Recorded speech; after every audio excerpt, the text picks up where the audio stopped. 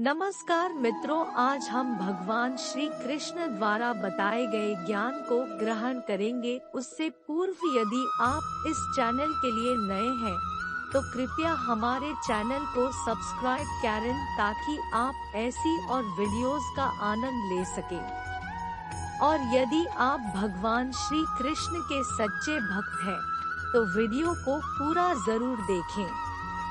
मैं आपको भगवद गीता के 15 महत्वपूर्ण संदेशों के बारे में बताने जा रही हूँ। उसके बाद हम अपने मन को शांत करने के उपायों के विषय में चर्चा करेंगे। तो चलिए भगवान श्री कृष्ण का नाम लेकर इस प्रसंग को आगे बढ़ाए। जय श्री कृष्ण। भगवान श्री कृष्ण कहते हैं कि कर्मयोग कर्म को निष्काम भाव से करना, फल की चिंता किए बिना ही कर्मयोग कहलाता है। 2. भक्ति योग भगवान की भक्ति में मन और आत्मा को एक करना और संसार की विषय वासनाओं को त्यागना ही भक्ति है। 3. ज्ञान योग सत्य को जानने और आत्मा को पहचानने का मार्ग ज्ञान योग कहलाता है। 4. अहिंसा किसी के प्रति अहिंसा और दया बनी रहनी चाहिए। 5. समता सभी में समानता देखना, जीवों में भेदभाव त्यागना, समानता का भाव ही सच्चे भक्त की निशानी है।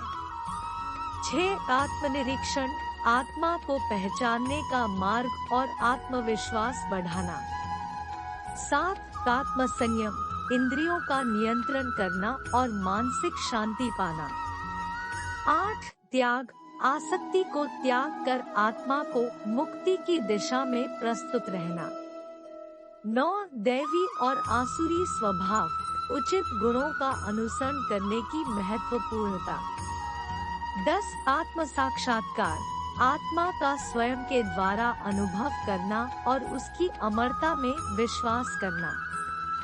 11. भगवान का भजन भगवान की उपासना और उनके प्रति भक्ति का मार्ग। 12. संन्यास सामाजिक और भौतिक आसक्तियों से त्याग कर स्वाधीनता की प्राप्ति। 13. दुख सुख जीवन की दुख सुख की अनित्यता को समझना और उन पर आत्मा को समर्पित करना। 14. निष्काम कर्म का निष्काम भाव से करना और फल की आकांक्षा त्यागना। 15. मोक्ष आत्मा की मुक्ति की प्राप्ति के लिए ज्ञान भक्ति और कर्म की सार्थक योजना बनाना। ये संदेश भगवद गीता में उपलब्ध है और व्यक्ति के जीवन को सफलता और आदर्शता की दिशा में मार्गदर्शन करते हैं। तो मित्रों, अपने गीता में उपस्थित 15 महत्वपूर्ण बातों को सीखा। आशा है कि आप इनका अनुसरण भी करेंगे। भगवान श्री कृष्ण कहते हैं कि इस संसार में कोई किसी को दुख नहीं देता, यह आपका मन ही है जो आपको दुख देता। क्या आपने कभी अपने आप से यह प्रश्न किया है कि आप दुखी क्यों हैं? आपकी इच्छाएं ही आपके दुख का कारण है। इसीलिए भगवान श्री कृष्ण कहते हैं कि संसार के सभी गुणों को छोड़कर मुझ में मिल जाओ, तुम्हारे सभी दुखों का निवारण मेरे पास है। भौतिक वस्तुओं में मन लगाए रहना ही आपके दुखों का कारण है।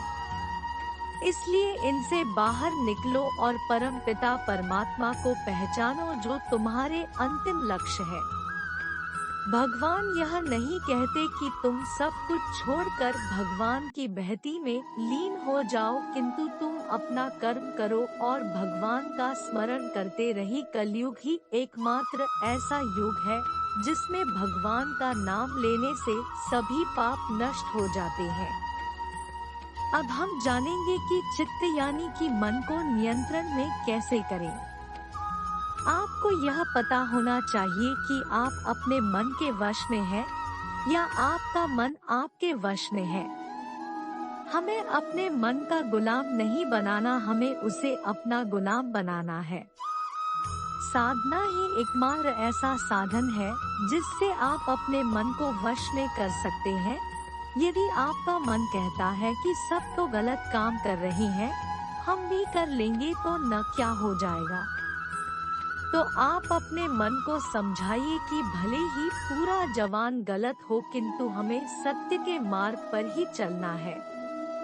यदि आप प्रतिदिन 15 मिनट भी ध्यान योग करते हैं तो 1 महीने में आप अपने मन को वश में करने में सक्षम होंगे। इसी के साथ यह वीडियो समाप्त होता है। यदि वीडियो अच्छा लगा हो तो लाइक करें और कमेंट में जय श्री कृष्ण लिखना न भूलें। जय श्री कृष्ण।